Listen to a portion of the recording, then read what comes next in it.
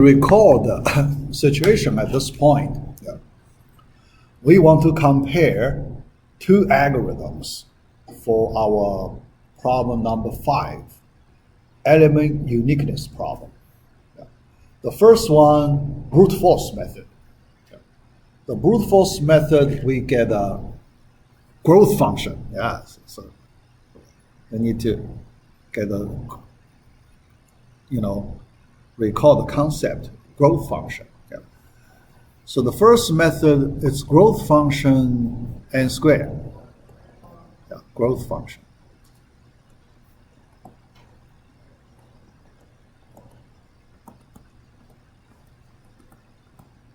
Yeah, growth function. How do we get growth function? First, we get a dominant term. Okay, the term with the highest degree number. Dominant term, whole dominant term. Then another simplification. So we remove the leading coefficient, the coefficient of the dominant, or make the coefficient as 1, yeah, because we want to make it as simple as possible. So that function we call the growth function. So the method 1, that's n squared. Method 2, n log n. Log here, let's use some constant a. Actually, it's 2, okay? Yeah, because later we will know log of is 2. Yeah. But A2, the method is the same. Now we want to compare these two growth functions. Which one is faster, which one is slower? Okay, all right. All right. Then let's recall this L'Hopital's rule a little bit. L'Hopital's rule is used when we calculate the limit of the ratio of two functions. Here we need to calculate the limit of the ratio of two growth functions. All right. But if we calculate the limit of the ratio of two functions directly, sometimes it's pretty hard. Okay? Yeah. If you calculate directly,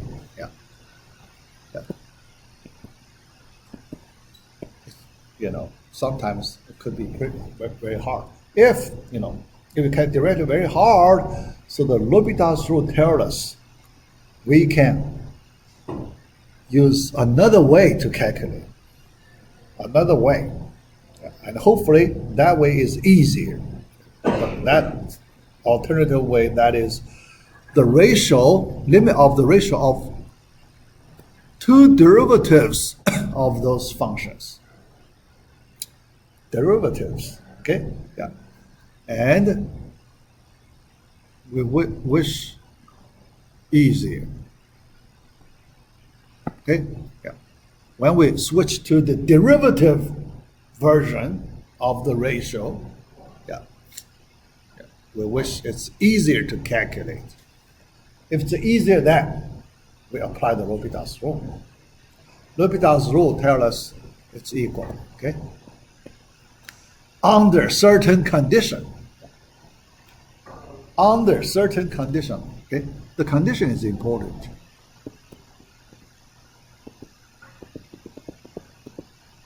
So what's the condition?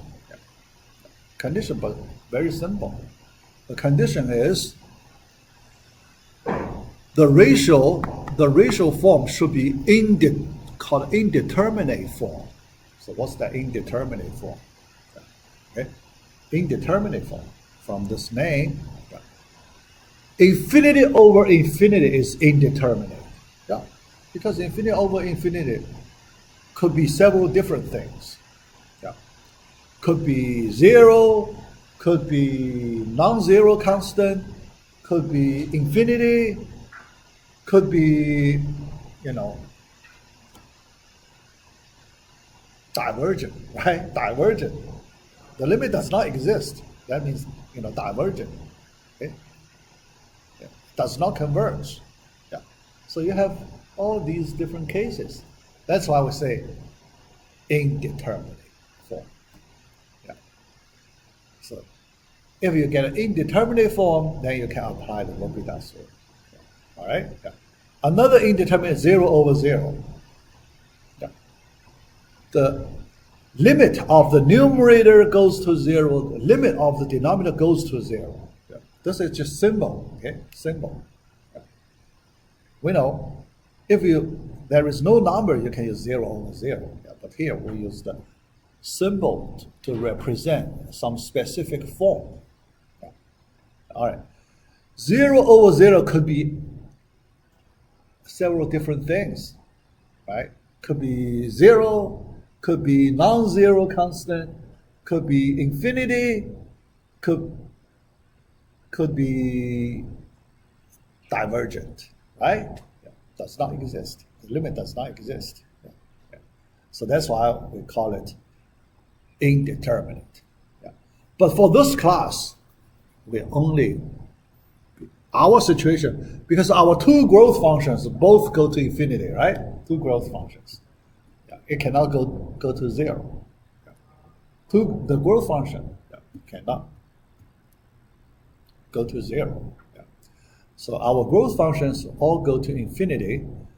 Yeah. So our indeterminate form is this determinate form.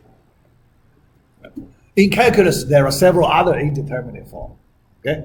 Yeah, but we don't have it. For example, 1 to the infinity. Right? Yeah. Exponent infinity. But your base approaches 1, your exponent approaches infinity. What's that? Okay? It could be, several different. Yeah. All right, yeah.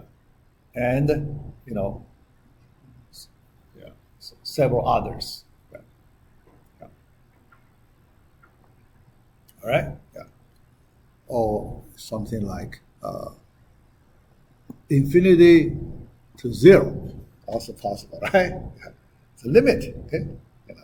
The base goes to infinity, the exponent goes to 0. Yeah. Yeah. Sure. Yeah. Yeah. But for this class, we do not need to cover all the possible indeterminate forms. Yeah. Yeah. There are several more, but we don't need to look at those. Yeah. All right. And here, let me give you the first example applying this L'Hopital rule.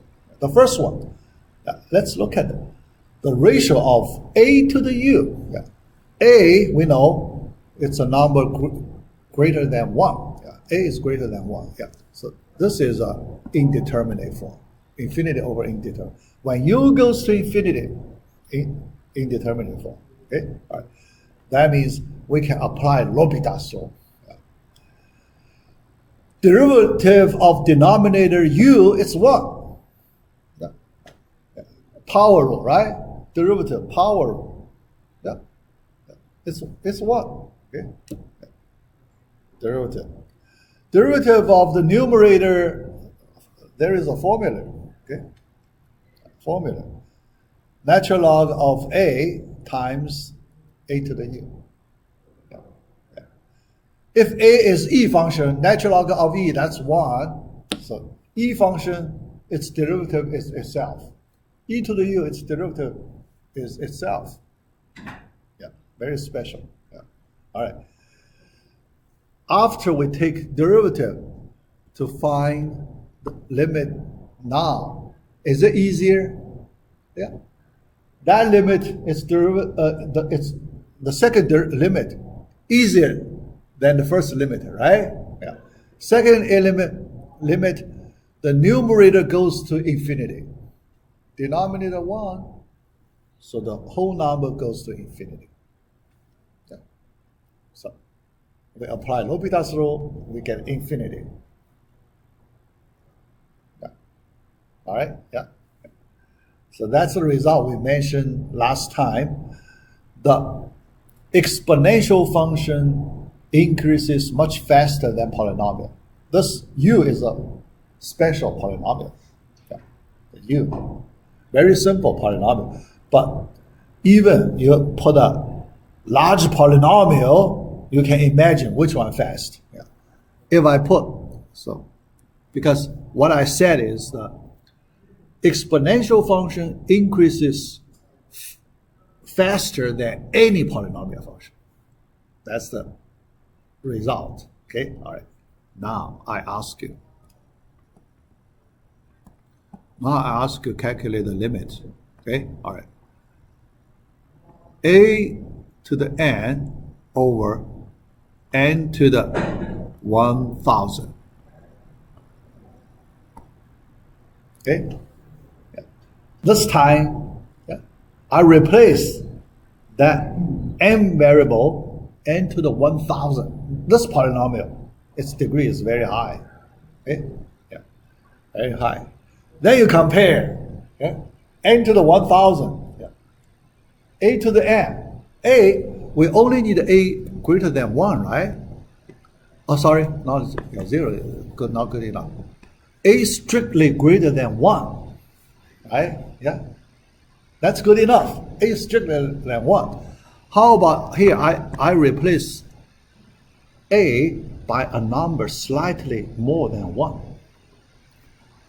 1.001 to the n. Now we want to calculate this limit. Think about that. Numerator is an exponential function. Denominator, polynomial. Yeah. When n goes to infinity, yeah, which one grows faster? Which one grows faster? Numerator. Yeah, numerator.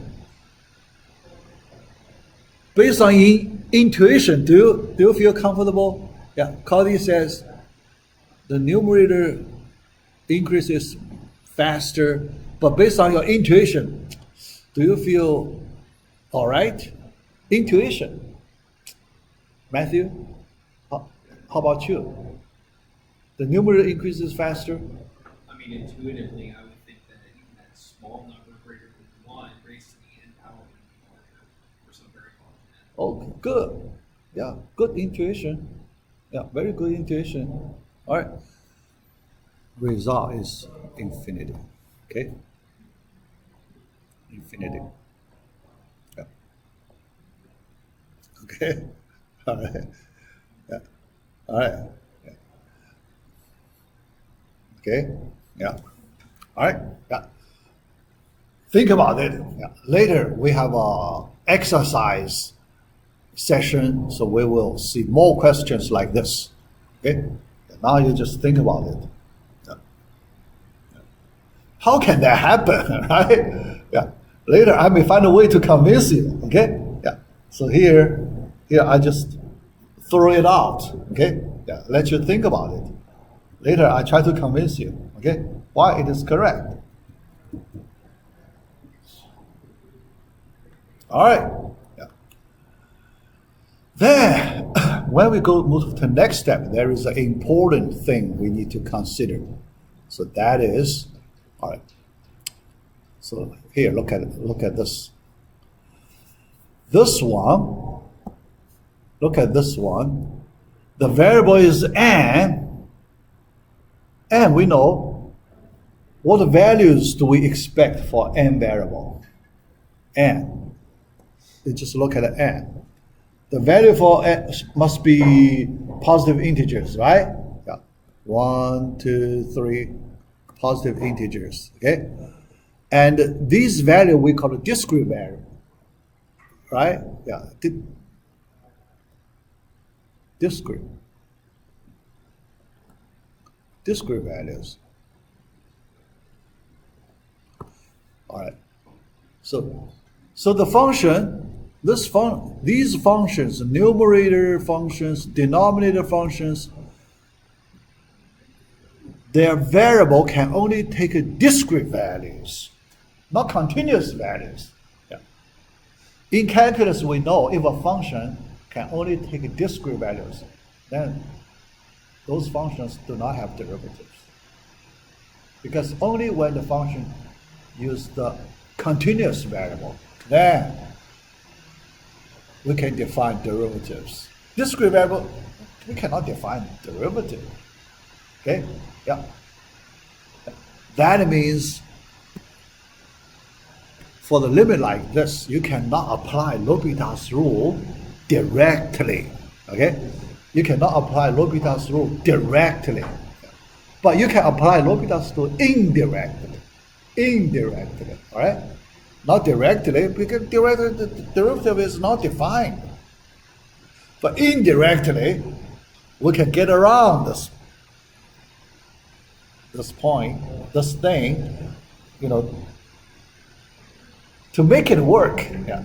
Because we still want to use L'Hopital's rule.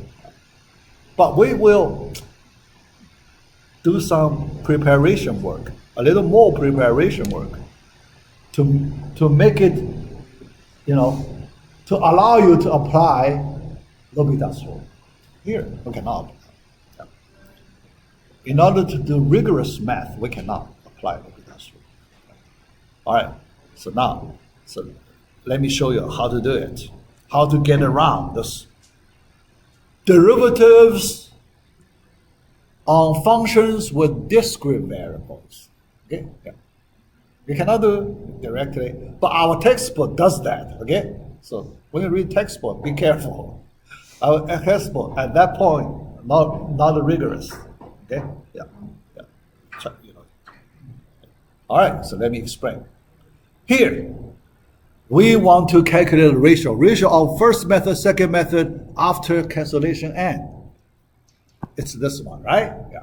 After the simplification, you get n over log of n. Yeah. Log here, you can imagine 2 if you like. Okay, 2. Yeah. Yeah. All right. Then this one you cannot apply L'Hopital's rule directly. Discrete variable. Okay. All right.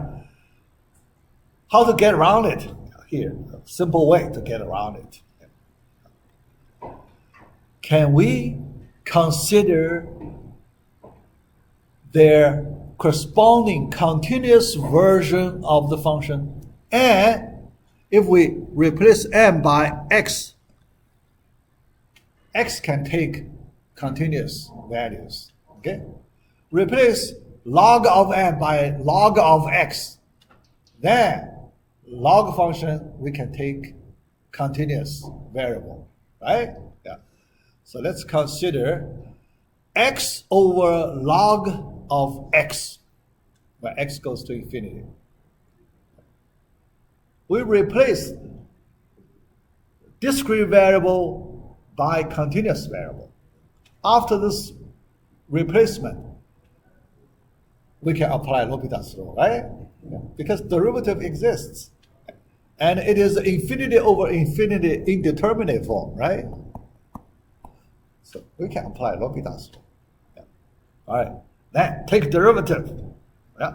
So numerator, its derivative is 1. Denominator, yeah, its derivative here we use a. Yeah. If you want to use 2, yeah. Natural log of 2 times x, but it's a reciprocal. Okay? So 1 over that number. So you can find, search web, find that formula easily. Yeah. After simplification, yeah, reciprocal, another reciprocal twice. So we get the natural log of a times x, yeah, or natural log of 2 if you replace a by 2. Okay, all right. That limit when x goes to infinity, it is infinity. Okay, yeah.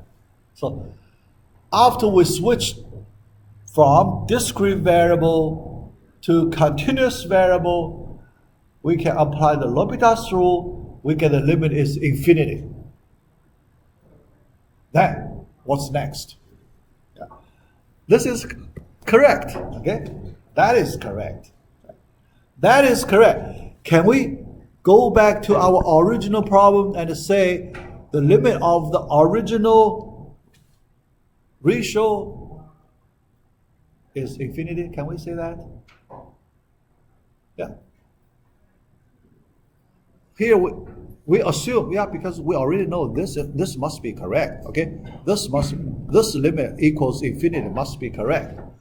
Now we want to go back to change x back to discrete variable n. Can we say after we change to the discrete variable, it equals infinity still true? Can we say that? Rigorous deduction, is that deduction good or not? Good or not? Yeah. The answer is it's correct. Okay, that step is okay. Why? All right, let me explain why. The why is related to the definition of limit. So what's the definition of limit? Yeah. So, all right, so here we need to consider definition. Definition of limit here, where x goes to infinity, based on the definition of limit. When x approaches infinity, what do you mean x approaches infinity? Do you know them? In what sense x approaches to infinity? Any detailed information about it? Here we only say x approaches to infinity. How? Because there are so many different ways to approach to infinity, right? There are millions of ways x can approach to infinity. In which way x approaches to infinity? For example, I can give you some example, okay? Yeah. Although one way is x approaches infinity, yeah. So one way, x take 1.1, okay? 2.2, 3.3, and so on, okay? All right. Can we use this way, goes to infinity? Right? Yeah. Another way, 1 square, 2 square, 3 square, n square. Can we use this way to go to infinity? Right? Yeah. Or I can give another one. Okay? Yeah. Log 1, log 2, log 3. Can we use this way to go to infinity? Log n. Right? We have millions of different ways to go to infinity. So, which way we should use here when we say x approaches infinity? Anyway. Anyway is fine. Anyway is fine. Okay? When we say x approaches, well, if we do not specify which way, anyway would work. Yeah. Anyway would work. Okay? Yeah. So, all right. If anyway always works, then this discrete way also works, right? Because this discrete way is just a 1, 2, 3. One of the million ways to go to infinity, right? Yeah. Let us just take the, consecutive positive integers. That's just the one of the ways. But the definition tells us anyway will work. So this way must work, right? One of the million ways. So this way must work. Now we can go back to the discrete version. That's the rationale behind it. All right. So in this way, so don't worry, discrete variable, you do it on a continuous. After you find the result, go back. Okay. Yeah. All right. Yeah. So in this way, we fix that, the problem. Yeah. Yeah. Okay. All right. Yeah. So we complete part B. Next, we need to move to part C. Yeah.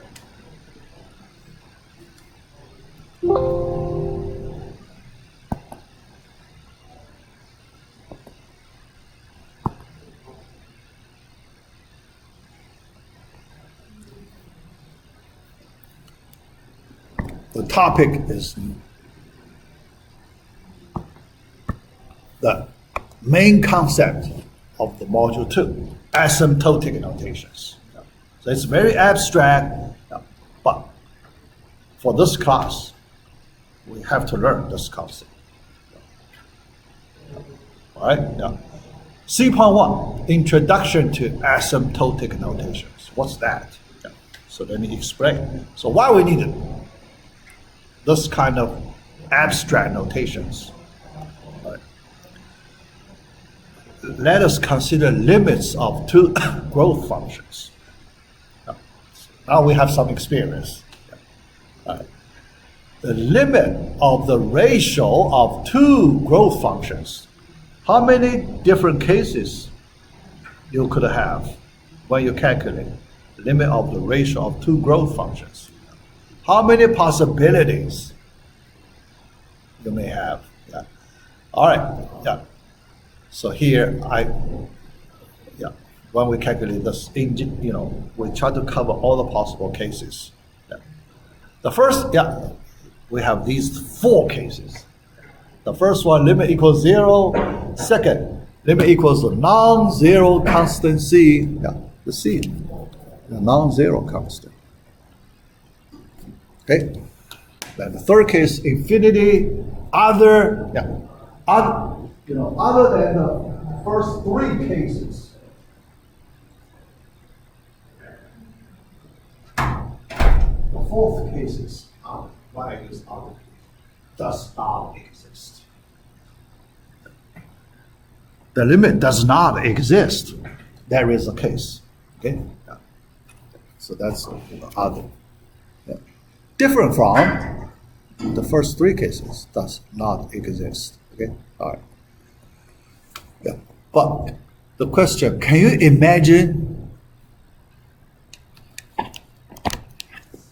the limit does not exist? So you want to imagine some special example that limit does not exist. Okay. All right. Here, let me show you some simple example. Otherwise,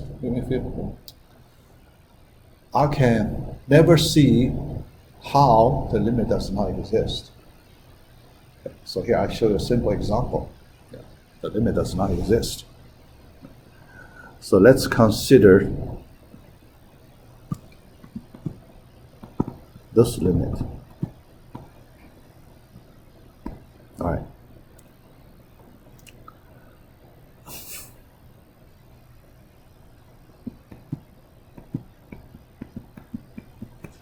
Okay, n squared plus 1 times 3 minus -1 to the n. How about that? Okay, the numerator function like that. Okay, a little weird. Yeah. Denominator function n squared minus 1. Okay.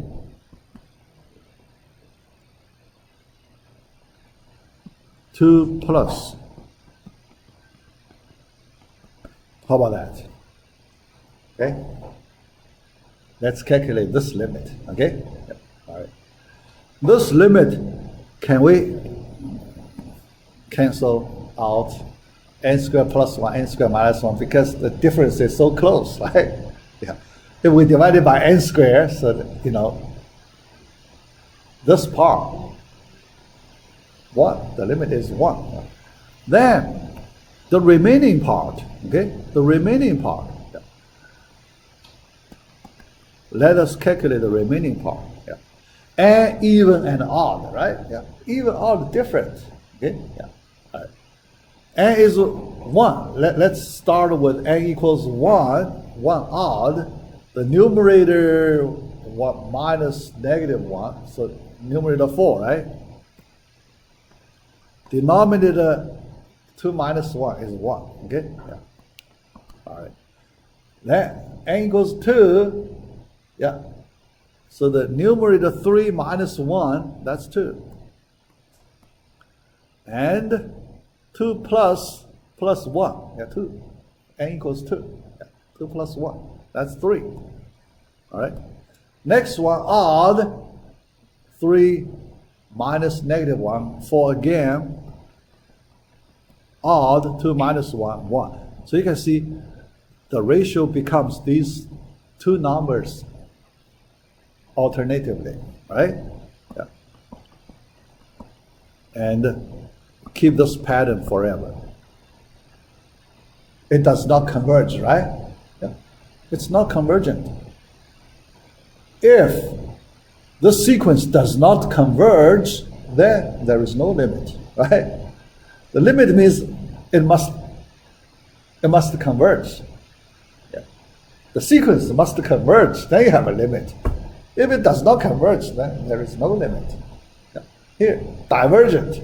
So this is divergent sequence. Okay? Yes, this example limit does not exist. Okay? Yeah. So we have these 4 cases. Yeah, 4 cases. Okay? All right. All right. Yeah. Yeah. So then discussion. Yeah. For the first case, we want to say this. Yeah, we want to make some conclusion. For the first case, the ratio of those two growth functions goes to 0. That means the denominator function increases faster than the numerator function. Right? Yeah, denominator grows larger, faster, larger than the numerator function. Then we say the order of growth of the numerator function is less than order of growth of the denominator function. Although here this concept is vague, right? So what do you mean order of growth? Right? Yeah, just here, we pause a little bit. We delay this. Yeah. Later, I need to explain this concept, order of growth concept. There is certain order, okay? Certain order we use to measure how fast a function increases. Yeah. Yeah. At this point, we cannot give you the definition of this concept. Yeah. All right. Yeah, so the case 1. Case 2, yeah. So the two function, the ratio is just a non-zero constant c. Yeah. Non-zero constant c. So we say they have the same order of growth. Same order of growth. Okay? Yeah. Yeah. The difference is just a scale, right? Constant scale. That's the difference. So you can enlarge and shrink, that non-zero constant. But the order of growth the same. Okay? Yeah. All right. The same pace. Okay? Yeah. Increase with the same pace. All right. The third, order of growth of the numerator function is greater than order of growth of the denominator function. Infinity, yeah. But case number 4, no limit, then we don't know, right? No limit. Limit does not exist.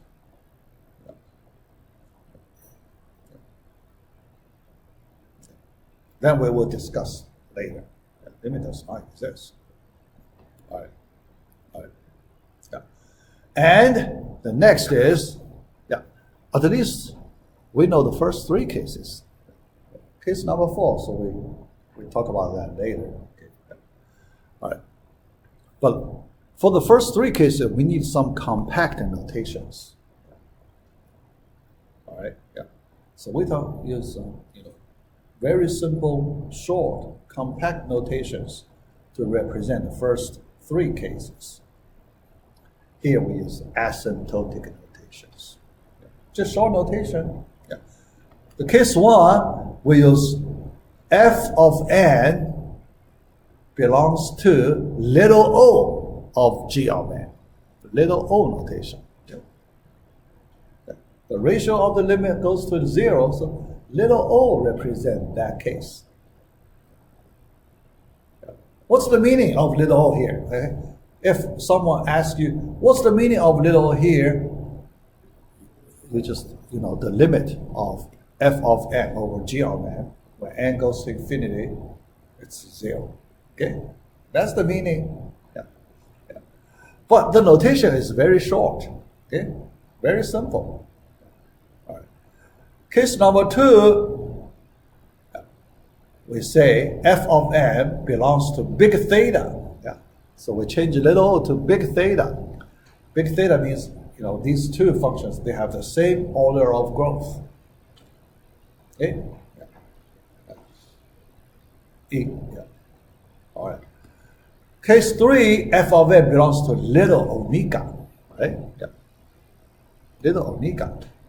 The meaning, the ratio of f of n over g of n, when n goes to infinity, is infinity. That's little omega. Capital omega, there are other asymptotic notation we will learn later. Here we just learn these first 3 asymptotic notations. Okay? Yeah. All right. Yeah. So the meaning. Yeah. Meaning. So you go back to original, the limit meaning.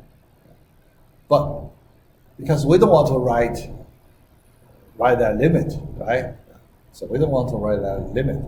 So we use asymptotic notation to represent the comparison result of these 2 growth functions.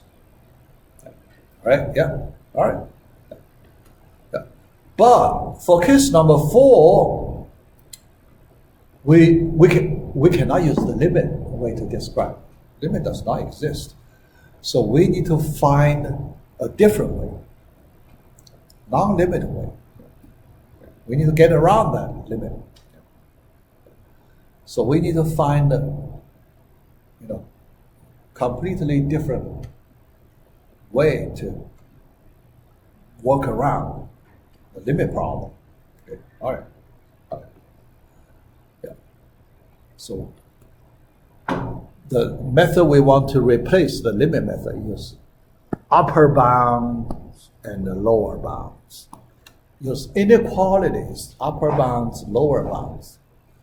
That concept to describe case number 4, because we cannot use limit.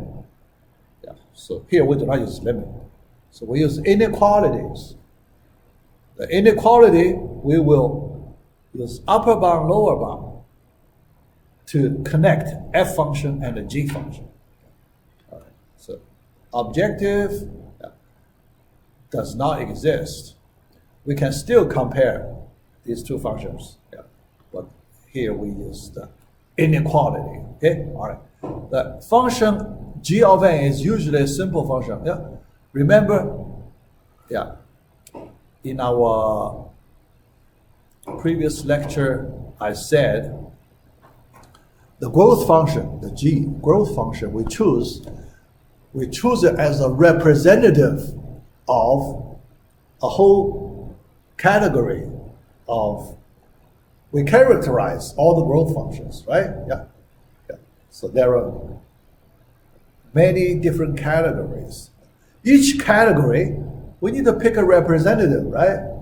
So this g function we use is a representative for each category. All right. So the g function usually it's a simple function. Like n squared, n log n. As simple as possible, the g function. Yeah. Because that's a good representative, right? Yeah. All right. Then the function f could be a complex function. Yeah. So we use g function as the standard, as some standard. Okay. F function you need to compare with the standard objects. Okay. Standard objects. Yeah. So these are some standard objects.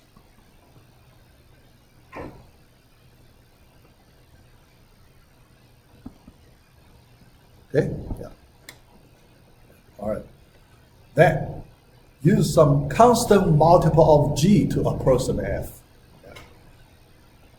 Yeah. We want to use g function to describe in some way on f function. Yeah. Describe it. How do we describe it?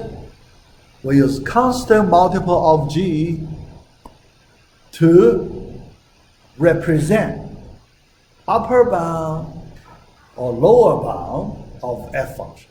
Can we use constant multiple of g to, as one is upper bound and one is the lower bound? If we can use that way, so then we can say something, okay? Yeah. Specifically, can we find the two positive integers c1 and c2 such that this inequality holds? C2, this is the lower bound. C2 multiple of g function less than or equal to f of n less than or equal to c1 multiple of g function. Okay? Yeah. Yeah. If you can find it c1, c2, can we say something about f of n and g of n? Yeah. Yeah. Assume we can find c1, c2. Okay? Assume we can find it such that this inequality holds. Okay? Yeah. Can we say something about f of n, g of n? If we can do that. Yeah. Can we say they have the same order of growth? Same order of growth. Remember the previous slide we used that concept. Same order of growth. Yeah. All right. Yeah. So in order to see that, can we say C2 multiple of g function and C1 multiple g, they have the same order of growth? Can we say that? Because their ratio is a non-zero constant, right? C2 multiple of g over C1 multiple of g, you cancel out the g, C2 over C1, it's a non-zero constant, right? Non-zero positive constant. If it's a non-zero positive, the ratio is a non-zero positive, then based on our previous slide, we say these two functions have the same order of growth, right? Yeah. Yeah. The upper bound and the lower bound, they have the same order of growth. How about the middle, the one in the middle? Yeah. Yeah. Squeeze law, right? Remember squeeze theorem in calculus? Or some people call it sandwich theorem. Yeah. Sandwich theorem. Yeah. Squeeze theorem. Okay? Yeah. Yeah. Something in between, both ends, they belong to the same category. So the one in the middle must fall into the same category, right? Yeah. So that's the point. So we use this inequality, yeah. Upper bound and lower bound, because we know upper bound, lower bound, they are in the same category. The category that is using the same order of growth. All the functions with the same order of growth should belong to the same category. That's the point. Yeah. Yeah. Yeah. Yeah. And here, the upper bound function, lower bound, they are in the same category. Then f function in between must fall in the same category, right? Yeah. So that's the main idea. Okay. All right. So this method works no matter the limit of f of n over g of n exists or not. Yeah, because we do not need to consider the limit here. Okay? Yeah. So we use that, you can call squeeze theorem or sandwich theorem. Yeah. Here. Yeah. Kind of. Yeah. Kind of. Yeah. Yeah. Okay? That idea. All right, now we can move to the next topic, 3.2. Define asymptotic notations. We need to provide a rigorous definition of asymptotic. Yeah. 3 more asymptotic. Yeah, not the old, the first 3. Yeah. So, right up. Okay, first 3 we use the limit way. Yeah. So we're done. Yeah. So we don't look at them anymore. Yeah. Now we look at 3 more new asymptotic notations. All right. The first one, big O. Yep. We have little o, but this time big O notation. The meaning is different. So let me describe the definition of the big O notation. All right. For a given function g of n, the notation big O of g of n represents the set of functions f of n that satisfy the following condition, inequality. Yeah, big O, we only have the upper bound. Yeah, so here, there exists some positive constant c, only one. Yeah, not c1, c2. This time you only have c, one constant, positive. And some non-negative integer little n0. So later I will explain this. Yeah. Another special thing, special point here, such that this inequality holds. So what inequality? F of n less than or equal to c constant multiple of g of n. Yeah. Positive constant multiple of g of n. So you only have the upper bound. Fm, you can find upper bound. You cannot find the lower bound. Okay? You may not be able to find the lower bound. But we don't need. Yeah. Here we only look at the upper bound. Yeah. If this inequality holds, we say f of n belongs to the big O of g of n. Okay? Yeah. For all, yeah, this inequality holds for all n greater or equal to that n0 number, special n0 number. That n0 number plays a special role. I need to explain that. That role is very special. Yeah. Yeah.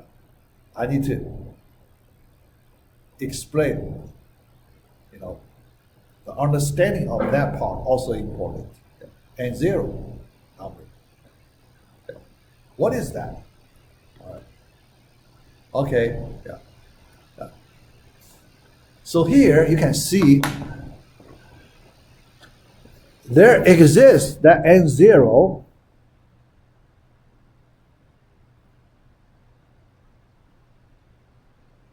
there exists some constant n0. So after here, you have freedom to select n0. Yeah, the meaning is because there exists. Where it is, then it doesn't matter, right? Where is that n0? It doesn't matter.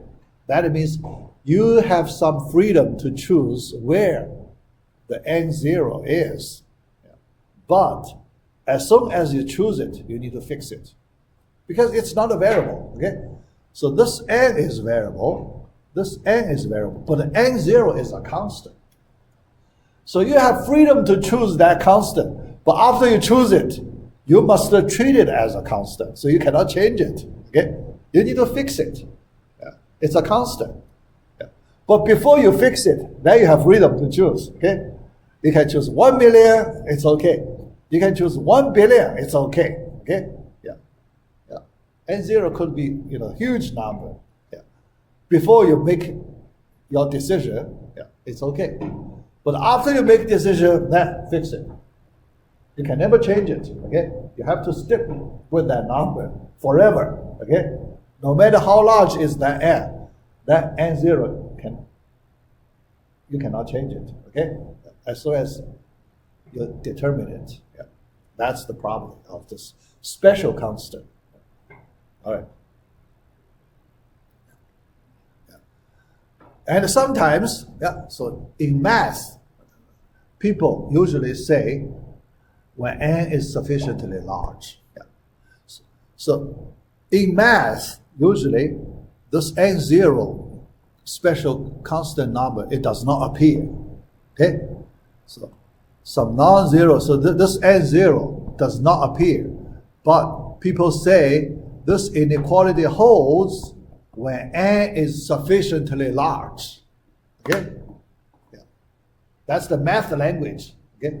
In calculus, frequently you see this f of n less than or equal to c times g of n when n is sufficiently large. But the question, what do you mean n is sufficiently large, right? Because it's very vague. How large is sufficiently large? Nobody knows that, right? How large is sufficiently large? Okay, the meaning is, now you know, the meaning is you can find some non-negative integer n0 such that it's true for all n greater or equal to than n0. That means sufficiently large. Okay, you can find that n0. Okay, how large is sufficient? You have freedom to choose. Okay, 1 million, 1 billion, 1,000, 10. You can choose that n0. After you choose it, you fix it. When n passes this line, it is sufficiently large. Okay, you have some freedom. That's sufficiently large. Okay? All right. So then the graph is like this. Okay, the graph. So the lower curve, this is the graph of f function.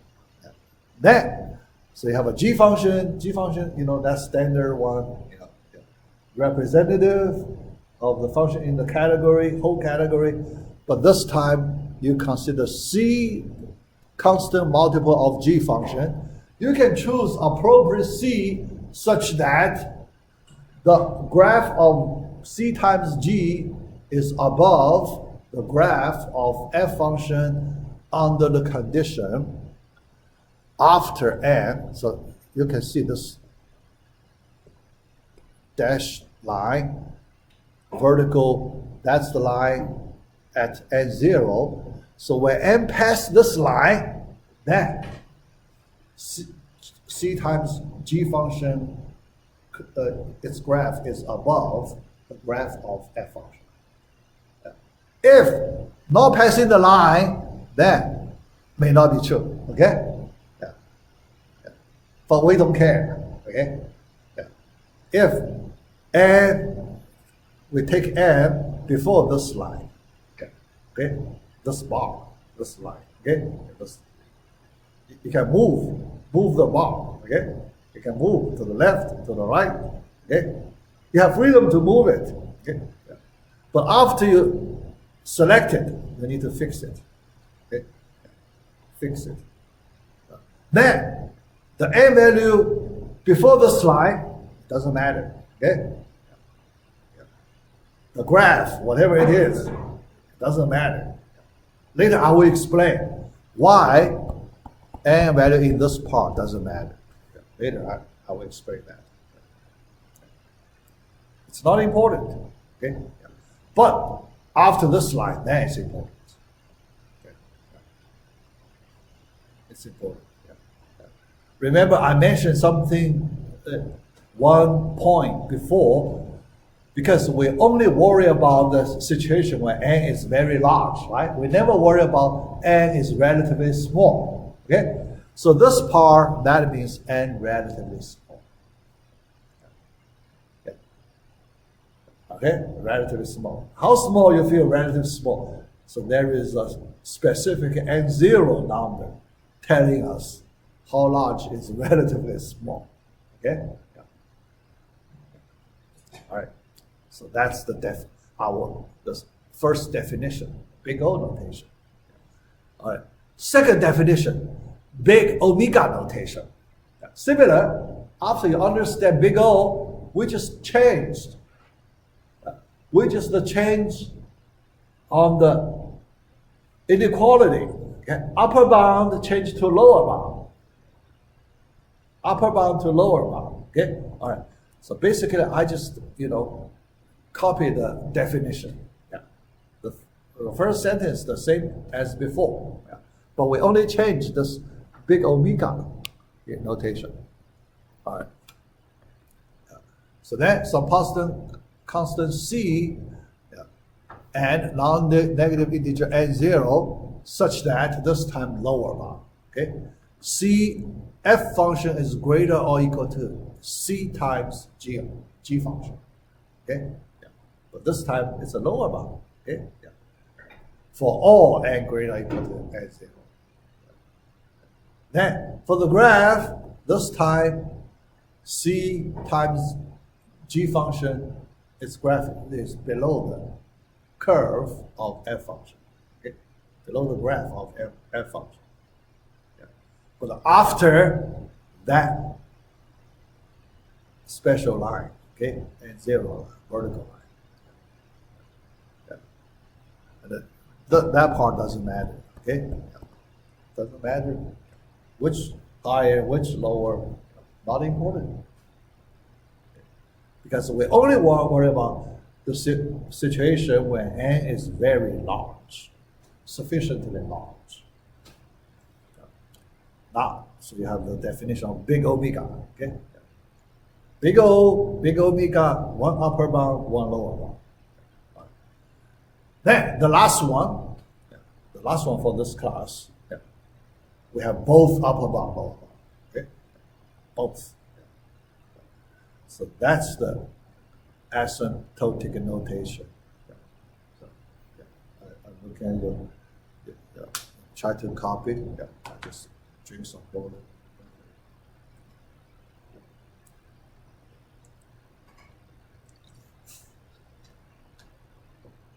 All right, the last one. Asymptotic notation for this class. Big theta notation. You know, all the sentences we keep, but we only change at some special places. First place, we change to big theta, okay, notation. Then the condition, this time, we need two constants, C1, C2. One for upper bound, one for lower bound. All right. Such that C2 times G function, G of n, less than or equal to f of n, less than or equal to C1 times G of n. Okay, yeah. Yeah, and for the graph, this time, so you have, two curves, one upper, one lower. F in between. Curve of F. Between. That's the big theta notation. After this, then later, so when we describe order of growth, we use these as notations.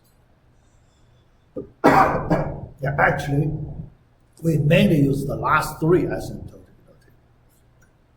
Last three. First three we rarely use. Okay? We rarely use the first three. Last three we commonly use last three. Actually, the last three we use two more frequently.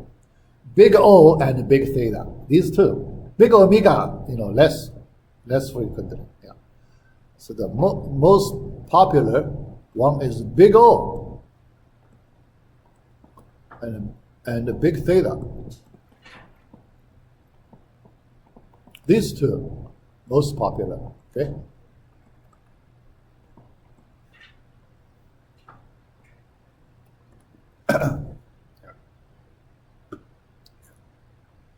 Big omega, much less.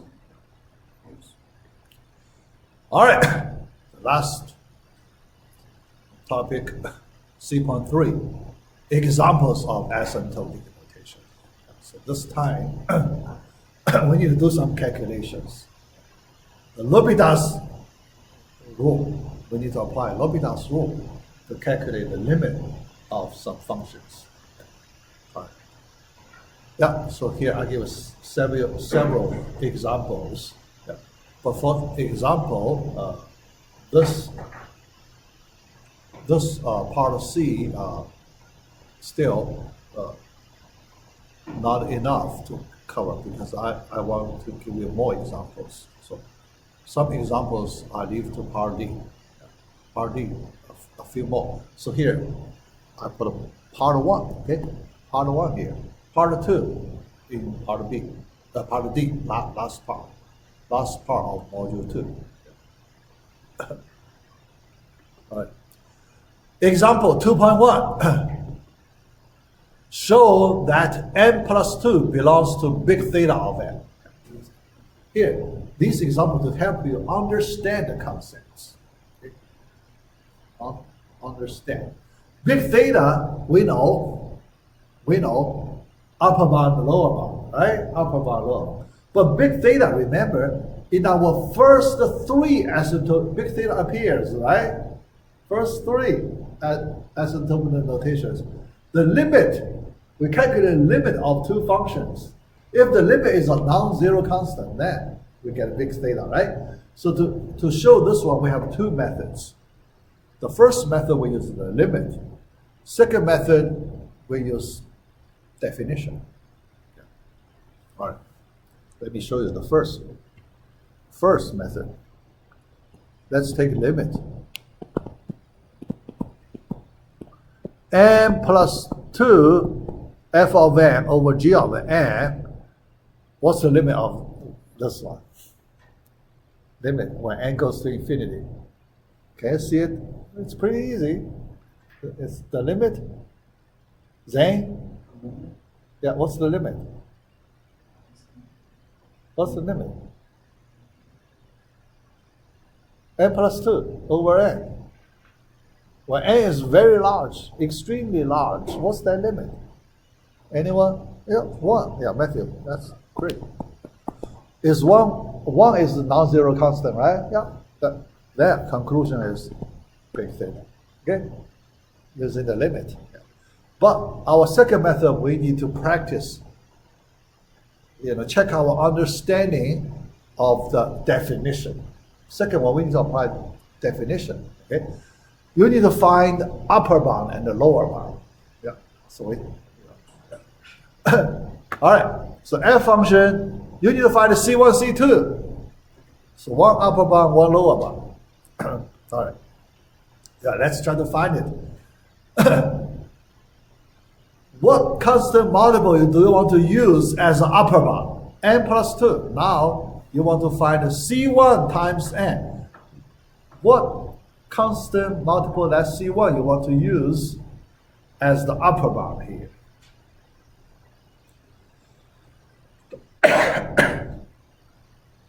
Some simple C1. Here you want to use simple C1, right? 1 is not okay, right? 1 is not okay. Yeah. So it must be greater than 1. Yeah. What is the simplest number greater than 1? Simplest number greater than 1. 2. Yeah. Is 2 okay? Is 2 okay? We use 2. Okay? All right. All right. Lower bound easy, right? Lower bound 1. Yes. Lower bound trivial. Okay? Yeah. But the condition inequality holds when n is greater or equal to 0. But the upper bound, yes. So here, C2 is known, yeah, easy. But for C1, can we replace 2 by n? Yeah. Yeah. The first n, we carry over, okay? Carry over. But the second term 2, can we use a larger number to replace n? But here we need n greater than 2. Here we need n greater or equal to 2. Can we'll put this condition there. Okay, all right. So under this condition, less than or equal to 2n, right? Yeah. But this condition, that corresponds to n0. Remember, there is an n0. We have freedom to choose n0, right? Yeah. Here we use that freedom. We choose n0 as 2 here. How about that? Okay. After we choose the n0 2, before that n0, it doesn't matter. Okay? Before that n0, this inequality may not be true, but we don't look at that part. Okay? Yeah. But after n0, this inequality must hold. Yeah. And we have that, right? Yeah. So after this, we know we get a C1 equals 2, then we have C2 our N0, we need to combine these two inequalities, right? N should be both greater than 0 and 2, then we take greater than 2. Because if it's greater than 2, it must be greater than 0. Yeah. So that way it's redundant. We just take 2, larger number, 2. Then we're done. After you find, so if you use the definition, you need to find the C1, you need to find the C2, you need to find N0. Right? If you find all these three constants, and you have the inequality here, then you're done. So you get a proof. All right. Yeah. All right. So that's this example. Yeah. We only have 5 minutes. Yeah. Let me do the second one. So very simple. So let's complete it. All right. Example number 2. We only need to check one inequality. Big omega lower bound, right? Lower bound. Lower bound here, n cubed greater or equal to n squared under what condition? This inequality holds, and we know non-negative integers, and non-negative integers. So this inequality holds under what condition?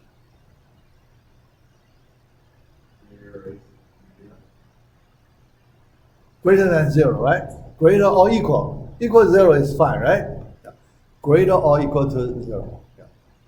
Always true. Okay? Yeah. Always true. Then the constant C is 1. Yeah? Because we only need the, lower bound, that constant. C. C is 1. You find it. Yeah. So you find the lower bound. Yeah. Then, based on the definition of big omega, you make it. Definition big omega. Yeah. All right.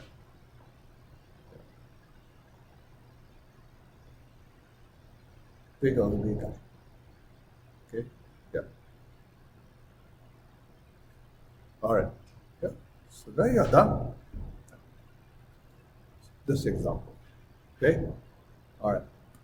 Yeah. N0. So, yeah. And the next one. Yeah. Next one. Yeah. I think, let me see, 42. 42, let me stop right here, okay? Because I don't want to be in a rush, okay? Yeah. Take it easy. Next time, let me look at this question, okay? All right, that's it.